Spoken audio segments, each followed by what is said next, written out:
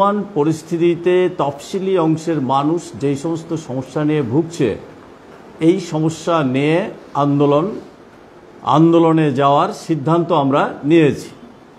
সেই ক্ষেত্রে আমাদের 5 দফা দাবি আমরা চিহ্নিত করেছি।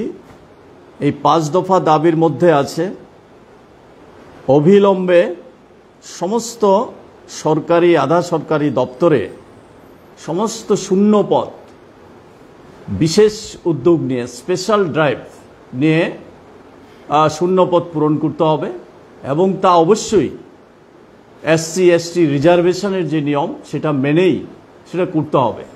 আমরা এটা লক্ষ্য করেছি, এই বিজেপি নেতৃত্বে এই সরকার আসার পর থেকে গত 6 বছর যাবত সরকারি দপ্তরগুলিতে চাকরি নেই। চাকরি নেওয়ার নাম করে বিভিন্ন সময় বিজ্ঞাপন বেরোচ্ছে, দরখাস্ত নিচ্ছে, তার সঙ্গে এই টাকা পয়সা নিচ্ছে, ইন্টারভিউ নিচ্ছে, তারপরে 6 মাস পর 1 বছর পর হঠাৎ করে বলে দেওয়া হচ্ছে এই লোক নেওয়া হবে না, এটা স্থগিত করা হয়েছে। এইভাবে বিভিন্ন দপ্তরে শিক্ষক পদের জন্য তাই করছে, ট্যাট দিয়েও সেখানে চাকরি পাচ্ছে না, স্কুলগুলি শূন্য হয়ে আছে, অথচ লোক শিক্ষক নিয়োগের কোনো এছাড়াও অন্যান্য দপ্তর যেমন পুলিশে আছে, ফায়ার সার্ভিসে আছে, পঞ্চায়েতে আছে, জিআরএসের ক্ষেত্রে আমরা দেখেছি, বিধানসভার ক্ষেত্রে আমরা দেখেছি, নানা দপ্তরে এই লোক নেওয়ার বিজ্ঞপ্তি জারি করার পরেও লোক নেওয়ার বিষয়ে তারা এই সমস্ত কাজগুলি করছে না। ফলে আমাদের রাজ্যের শিক্ষিত বেকার যুবক যুবতীরা আজকে চরম হতাশার মধ্যে আছে। তাদেরকে নিয়ে প্রতারণা করা হচ্ছে, এই সরকার এটা করছে। সরকারি চাকরি হলে রিজার্ভেশন থাকবে, সরকারি চাকরিতেও নাই। এই জন্যে তফসিলি অংশের মানুষ, উপজাতি অংশের মানুষ তাদের যে রিজার্ভেশনের সুযোগ পাওয়ার কথা সে থেকে দারুণভাবে বঞ্চিত হচ্ছে। এছাড়া অন্যান্য কর্মসংস্থানের প্রশ্নে যেমন MGNREGA, একটা সময় বামফ্রন্টের সময় 94 দিন 95 দিন কাজ হতো, এখন সেই কাজ নেমে এসেছে বছরে 30 থেকে 32, বড়জোর 40-42 দিনের কাজ। তাও সমস্ত শ্রমিকদের কাজ দেওয়া হয় না, কাজ করার পর 6 মাস মজুরি পাচ্ছে না। এরকমভাবে চরম ভোগান্তিতে গেছে। গ্রামীণ বেকার যারা আছে তাদের জন্য বিকল্প কোনো কাজ নেই, অন্যান্য দপ্তরের কোনো কাজ নেই। এগ্রিকালচার, ট্রাইবাল ওয়েলফেয়ার, ফিশারি, কৃষি দপ্তর, নানান প্রকল্পে নানা কাজ ছিল, সেই কাজগুলি বন্ধ হয়ে গেছে, রেগার কাজও বন্ধ হয়ে গেছে। আমরা দাবি করছি অবিলম্বে রেগার কাজের দিন বৃদ্ধি করতে হবে, মজুরি বৃদ্ধি করতে হবে। 340 টাকা মজুরি করবে তারা প্রতিশ্রুতি দিয়েছিল, কোথায়? মানুষের সঙ্গে এইভাবে প্রতারণা করছে। একই সঙ্গে টুয়েপের কাজ, শহর এলাকায় যারা গরিব মানুষরা আছেন তারাও দারুণভাবে বঞ্চিত হচ্ছেন। টুয়েপের কাজও একইভাবে দিন এবং মজুরি বাড়াতে হবে। গ্রামীণ গরিব অংশের মানুষ বা শহরে গরিব অংশের মানুষের কাছে অর্থ যোগানের কোনো ব্যবস্থা নেই। তাই এই কাজের অভাবে খাদ্যের অভাব দেখা দিয়েছে, খেতে পারছে না। উপজাতি এলাকায়, তফসিলি অধ্যুষিত এলাকাগুলিতে কাজের অভাবে, খাদ্যের অভাবে না খেয়ে মরার মতো অবস্থা সৃষ্টি হয়েছে। সন্তান বিক্রি করার মতো ঘটনা এই রাজ্যের মধ্যে ঘটছে। এই বিষয়গুলি বিরুদ্ধে এবং দ্বিতীয় দাবি আমরা করছি যে সরকার সিদ্ধান্ত নিয়েছে স্কুল বন্ধ করে দেওয়ার। কি অজুহাত? কম ছাত্র, সেই অজুহাতে স্কুল বন্ধ করে দেওয়ার সিদ্ধান্ত তারা নিয়েছে। এই সিদ্ধান্তের আমরা তীব্র বিরোধিতা করি। এই সিদ্ধান্ত অবিলম্বে প্রত্যাহার করতে হবে। আমরা দেখেছি এর আগে যখন আগের মুখ্যমন্ত্রী ছিল বিপ্লব কুমার দেব, তখনই 961টা স্কুল বন্ধ করে দেওয়ার সিদ্ধান্ত তারা নিয়েছিল। এখন আমরা দেখছি আবার জেলা ভিত্তিক এই তথ্য বেরিয়ে আসছে। পশ্চিম জেলায় 160টি স্কুল, দক্ষিণ জেলায় 168টা স্কুল, উত্তর জেলায় 183টা স্কুল, এইভাবে জেলা ভিত্তিক স্কুলগুলিকে বাছাই করে বন্ধ করে দেওয়ার পরিকল্পনা নিয়েছে। এতে সবচেয়ে বেশি বঞ্চিত হবে উপজাতি অংশের ছাত্রছাত্রীরা, তফসিলি অংশের ছাত্রছাত্রীরা, সংখ্যালঘু অংশের গরিব ঘরের, সহজ মানে ভাষায় যদি বলতে হয় এক কথায়, গরিব ঘরের যারা ছেলেমেয়েরা আছে তারাই সবচেয়ে বেশি ক্ষতিগ্রস্ত হবে। বামফ্রন্ট সরকারের সময়ে সিদ্ধান্ত নিয়েছিল যে শিক্ষা সকলের কাছে পৌঁছাতে হবে, অন্তত 1 কিলোমিটারের মধ্যে গিয়ে যেন ছেলেমেয়েরা পড়াশোনা করতে পারে, সেই লক্ষ্যকে সামনে রেখে অঙ্গনওয়াড়ি সেন্টার, প্রাইমারি স্কুল থেকে হাই স্কুল, গ্রামে সেইভাবে স্কুল বৃদ্ধি করেছে। বিনা পয়সায় লেখাপড়া করার ব্যবস্থা সেখানে করা হয়েছে, যার ফলে সাক্ষরতার হার যেমন বেড়েছে এবং স্কুলে যাওয়ার যে প্রবণতা, এটা সারা দেশের মধ্যে আমাদের রাজ্যে ভালো পজিশনে গিয়েছিল। কিন্তু আজকে কি হচ্ছে, স্কুল যেমন কমিয়ে আনছে তেমনি শিক্ষক নেই। বিদ্যাজ্যোতির নাম করে ছাত্র ছাত্রীদের কাছ থেকে টাকা তোলা হচ্ছে, এখন টাকা দিতে পারছে না, বিদ্যাজ্যোতি স্কুল ছেড়ে অন্য স্কুলে যেতে হচ্ছে। যেমন আমি 1-2টা উদাহরণ দিলে বুঝবেন, যেমন আমি যেখানে থাকি রাজনগরে বিদ্যাজ্যোতি স্কুল, সেই স্কুলে এখন ফিস দিতে পারছে না, পড়ছে না, তো অন্য স্কুলে যেতে হচ্ছে নিহারনগর 8 থেকে 10 কিলোমিটার দূরে, দুর্গাপুর 7 থেকে 8 কিলোমিটার দূর, সেখানে যেতে হচ্ছে। এখন সমস্যা হচ্ছে প্রতিদিন গাড়ি ভাড়া জোগাড় করে দিতে পারছে না, 50 থেকে 60 টাকা প্রতিদিন গাড়ি ভাড়া দিতে হয়। উভয় দিকে সংকট, একদিকে স্কুলে বিদ্যাজ্যোতির নামে যেতে গেলে টাকা দরকার, সেখান থেকে ট্রান্সফার হয়ে যখন অন্য স্কুলে গেল গাড়ি ভাড়ার জন্য যেতে পারছে না। এই সংকটে পড়ে আজকে লেখাপড়া বন্ধ করে দিচ্ছে, ড্রপ আউটের সংখ্যা বাড়ছে। এই অবস্থাটা সবচেয়ে বেশি ক্ষতিগ্রস্ত হচ্ছে গরিব মানুষ যারা। তাই আমরা দাবি করছি স্কুল বন্ধ করে দেওয়ার যে সিদ্ধান্ত, এটা অবিলম্বে প্রত্যাহার করতে হবে। বিদ্যাজ্যোতির নাম করে টাকা পয়সা তোলা যাবে না, এতে সাংঘাতিকভাবে ক্ষতিগ্রস্ত হচ্ছে গরিব মানুষ। 3 নম্বর হচ্ছে জনগণকে স্বাস্থ্য পরিষেবা দেওয়ার জন্যে চিকিৎসা ব্যবস্থার যে উন্নত করা, তাকে যদি নিয়ে যেতে হয় তাহলে ডাক্তার, নার্স, অন্যান্য স্টাফ যারা আছে প্যারামেডিক্যালসে, টেকনিক্যালে, এই সমস্ত স্টাফ যদি নিয়োগ না করা হয় তো চিকিৎসা পরিষেবা দেওয়া হবে কি করে? পিএসসিতে, সিএসসিতে, গ্রামীণ হাসপাতালে 4 জন ডাক্তার থাকার কথা, 1 জন ডাক্তার আছে। ডাক্তারদের এখন বাই রোটেশনে 3 দিন, 4 দিন, 5 দিনের জন্য ডেপুটেশন দেওয়া হচ্ছে। তারা মানসিকভাবে যন্ত্রণার মধ্যে আছে, করতে চাইছে না। যেমন আমি রাজনগর সিএসসি হলো, 1 জন ডাক্তার দেওয়া হচ্ছে না, 4 জন থাকার কথা, 1 জন ডাক্তার আছে। এরকমভাবে সারা রাজ্যের পিএসসিগুলিতে 2 জন ডাক্তার থাকার কথা, ডাক্তার নেই, নার্স নেই, স্টাফ নেই, এই অবস্থা সৃষ্টি হচ্ছে। এটা দূর করার জন্যে অবিলম্বে নিয়োগ করতে হবে।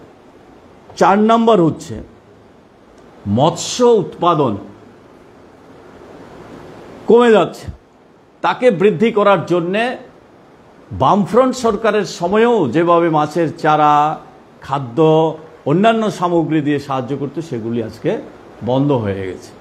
আমি কিছুদিন আগে শুনছিলাম মৎস্যমন্ত্রী নিজের মুখেই বলেছে মৎস্য উৎপাদন কমে যাচ্ছে। তো কমে যাবে, উৎপাদনের জন্য যে সমস্ত উপকরণ দিয়ে সাহায্য করার কথা সেগুলি করা হচ্ছে না, বন্ধ করে দেওয়া হচ্ছে। তাই মৎস্যজীবীরা ক্ষতিগ্রস্ত হচ্ছে। তাই আমরা দাবি করছি মৎস্যজীবীদের, লন্ডিজীবীদের, চর্মশিল্পীদের পেশাগত উন্নয়নের জন্যে বামফ্রন্ট সরকারের সময়ে যে সমস্ত প্রকল্পগুলি ছিল সেগুলি পুনরায় চালু করতে হবে, তাদের স্বনির্ভর করার জন্য প্রকল্প করতে হবে। যেমন লন্ডিজীবীদের, তাদের এই লন্ডি ব্যবসা বজায় রাখার জন্যে তাদেরকে উন্নত মানের মেশিন দেওয়া হতো, ইস্ত্রি দেওয়া হতো, ঘর দেওয়া হতো, অন্যান্য সরঞ্জাম দিয়ে সাহায্য করা হতো, এখন নেই। চর্মশিল্পীদের বাদ্যযন্ত্র দেওয়া হতো, তারপরে তারা যে চামড়ার কাজ করে তার জন্য সরঞ্জাম দেওয়া হতো, তাদের উন্নত মানের কাজ করার জন্য ট্রেনিং দেওয়া হতো, সেগুলি আজকে প্রায় বিলুপ্ত হওয়ার পথে এই জায়গার মধ্যে চলে গেছে। আমরা দাবি করছি হরিজন এলাকাগুলি যেগুলি আছে সেগুলি বামফ্রন্ট সরকারের সময় যা করেছিল আর কোনো কাজ হচ্ছে না, অব্যবস্থা হয়ে যাচ্ছে। ড্রেনেজ, তারপরে অন্যান্য তাদের ঘর বাড়ি ভেঙে পড়ছে, কোনো রকমের খোঁজখবর নেওয়ার মতো অবস্থান নেই। সাফাই কর্মী যারা, তাদের একটা বড় অংশ হচ্ছে এই হরিজন, এর বাইরেও আছে অন্যান্য জনগোষ্ঠীর মধ্যেও সাফাই কর্মী যারা সবচেয়ে কম দামে বেশি পরিশ্রমের কাজ তারা করতে হচ্ছে। পৌরসভাতে আছে, হেলথ ডিপার্টমেন্টে আছে, অন্যান্য জায়গাতে আছে, অ্যাসেম্বলিতে আছে, এমএলএ হোস্টেলে আছে, সবচেয়ে কম পয়সায় তাদেরকে কাজ করানো হয়, স্লিপ ওয়ার্কারের মতো, যখন খুশি ছাঁটাই করে দেবে এই ধরনের। আর এই সংখ্যাটা হরিজনদের মধ্যে বেশি, অন্যান্যরাও আছে। 5,000 টাকা পায় না, 4,000 টাকা পায় না মাসে, এইভাবে কাজ করছে। আমরা দাবি করছি অবিলম্বে এই ধরনের সাফাই কর্মীদের নিয়মিত করার উদ্যোগ সরকারকে গ্রহণ করতে হবে।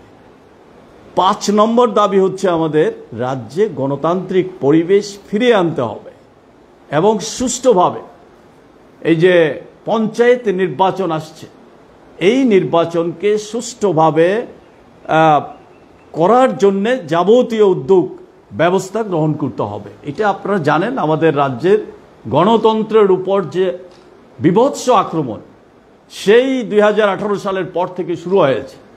প্রতিটা নির্বাচনে 2023 সালের পরে আবার শুরু হয়েছে। এই সমস্ত যেমন হয়েছে, এই সময়েও সর্বশেষ যে লোকসভা নির্বাচন গেল সেখানেও ভোটাধিকার প্রয়োগ করতে পারেনি। এর আগে বিধানসভা নির্বাচন, বিধানসভার উপনির্বাচন, সর্বক্ষেত্রে। তাই এই গণতন্ত্র এখানে বিপন্ন, কথা বলার অধিকার নাই, মিছিল মিটিং করা যাচ্ছে না, আমাদের দাবি জানাতে পারছি না, এরকম একটা পরিবেশ পরিস্থিতির মধ্যে দিয়ে আছে। তাই অবিলম্বে গণতান্ত্রিক পরিবেশ ফিরিয়ে আনতে হবে। গোটা দেশের মানুষ কিন্তু সংবিধানকে ধ্বংস করা, গণতন্ত্রকে ধ্বংস করা, ধর্মনিরপেক্ষতাকে ধ্বংস করা, ধর্ম নিয়ে রাজনীতি করা, এগুলির বিরুদ্ধে আজকে মনোভাব দেখিয়েছে সর্বশেষ লোকসভা নির্বাচনে। এটা আমরা দেখেছি, এই স্বৈরাচারের বিরুদ্ধে মানুষ রুখে দাঁড়িয়েছে। তাই গণতান্ত্রিক পরিবেশকে ফিরিয়ে আনার জন্যে আমরা দাবি করছি পঞ্চায়েত নির্বাচনে সুষ্ঠুভাবে করতে হবে। কেন করতে হবে? পঞ্চায়েত এমন একটা জায়গা যেখানে মানুষের প্রথম সরকার সাধারণ মানুষের, এটাই জানে। সরকারের প্রথম সুযোগটা যেখান থেকে পায়, মেম্বার, প্রধান, তারপরে পঞ্চায়েত, সবচেয়ে আগে সেখানে মানুষ যায়, সেখান থেকে সুযোগ সুবিধা পায়। বামফ্রন্ট সরকারের সময়েও এই ত্রিস্তর পঞ্চায়েতকে অত্যন্ত এই জনগণের কাছের সবচেয়ে প্রয়োজনীয়, মানে কাছের সরকার হিসাবে এই জায়গাটাকে তুলে ধরেছিল গ্রামীণ উন্নয়নে মানুষের পাশে দাঁড়ানোর জন্য। কিন্তু আজকে এই পঞ্চায়েত একটা দুর্নীতির আখড়ায় পরিণত হয়েছে। সাধারণ মানুষের কথা বলার, কথা শোনার কোনো পরিবেশ এই সময়ের মধ্যে এই পঞ্চায়েতগুলিতে নেই। সারা রাজ্যে যেমন কমিশন বাণিজ্য চলছে, জেলা স্তরে যেমন কমিশন বাণিজ্য চলছে, পঞ্চায়েত স্তরেও সমস্ত কাজকর্মের ক্ষেত্রে এই দুর্নীতি, কমিশন, এই কাজগুলি চলছে। সাধারণ একটা ঘর পাওয়ার জন্যে, একটা ছাগলের প্রকল্পের এই সুযোগ সুবিধা পেতে গেলেও মেম্বার, প্রধান তাদেরকে টাকা পয়সা না দিলে কিচ্ছু হয় না। এরকম রেগার কাজে নিচ্ছে না, তারপরে এই ভাতাটা সময় মতো দিচ্ছে না, এরকম অসংখ্য সমস্যায় জর্জরিত। তাই সেই জায়গার মধ্যে সুষ্ঠুভাবে পঞ্চায়েত পরিচালনা করা, দুর্নীতিমুক্ত পঞ্চায়েত গড়ে তোলা, প্রথম সরকার মানুষের পঞ্চায়েত, সেটা যেন মানুষের প্রয়োজনে গড়ে উঠতে পারে, সেই দৃষ্টিভঙ্গিতে পঞ্চায়েত গড়ে তোলার জন্য ব্যবস্থা গ্রহণ করতে হবে। আর আমরা যারা তফসিলি অংশের সংগঠন করি, তফসিলিদের অধিকার নিয়ে এই সমস্ত নির্বাচনেই রিজার্ভেশন আছে, লোকসভা, বিধানসভা, ত্রিস্তরীয় পঞ্চায়েত। তাই আমাদের সাংবিধানিক অধিকার যদি গ্রহণ করতে হয়, সুষ্ঠু গণতান্ত্রিক পরিবেশ যদি না থাকে, তো এই অংশের মানুষ নির্বাচনে অংশগ্রহণ করবে কি করে? তাই সাংবিধানিক অধিকার গ্রহণ করার জন্যও এটা করা দরকার। এটা যদি না করতে পারে, তাদের এই অধিকারের মধ্যে আঘাত করা হবে। তাই এই জ্বলন্ত বিষয়গুলি নিয়েই আমরা মূলত আন্দোলনে যাচ্ছি। এই 5 দফা দাবিকে সামনে রেখেই আমরা যাচ্ছি, যদিও এর বাইরে অনেক সমস্যা আছে, যা এই পানীয় জল, বিদ্যুৎ, রাস্তাঘাট, সেচ, দৃষ্টিতে নিয়ে যাওয়ার জন্যে আগামী 12ই জুলাই থেকে এই আন্দোলনটা আমরা শুরু করছি। আগামী 12ই জুলাই 11টায় আমরা আগরতলা শহরে আমরা এটা মিছিল করব, সেখানে এই আন্দোলন কর্মসূচি আমরা নিয়ে যাব। তারপরে সারা রাজ্যে আমরা এই আন্দোলন করব। এই আন্দোলনকে সাফল্যমণ্ডিত করার জন্য সমস্ত গণতান্ত্রিক অংশের মানুষের কাছে আমরা আহ্বান রাখছি, যাতে এই আন্দোলনে সামিল হয়। রাজ্যের উন্নয়নের স্বার্থে, রাজ্যের গণতন্ত্রকে ফিরিয়ে আনার স্বার্থে, পঞ্চায়েত নির্বাচন সুষ্ঠুভাবে পরিচালনা করার স্বার্থে আমরা এই আন্দোলনে অগ্রসর হচ্ছে। আমরা এটাও জনগণের কাছে দাবি রাখছি, আগামী পঞ্চায়েত নির্বাচনে বিজেপির যে দুর্নীতি তার বিরুদ্ধে যেন রুখে দাঁড়ায়, গ্রামীণ এলাকার উন্নয়নের জন্য, সুষ্ঠুভাবে পঞ্চায়েত পরিচালনার জন্যে বাম গণতান্ত্রিক শক্তি যাতে নির্বাচিত হতে পারে, সেই স্বার্থে আমরা আমাদের সংগঠনের তরফ থেকে সমস্ত অংশের মানুষের কাছে আবেদন রাখছি, তারা যেন এই শক্তিকে নির্বাচিত করে আগামী দিন গ্রাম এলাকার উন্নয়নের স্বার্থে।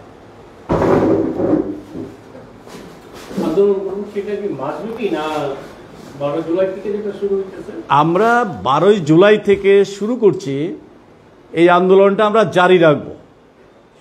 এই কারণেই বলছি, মাঝখানে যদি পঞ্চায়েত নির্বাচন আসে, একটু হয়তো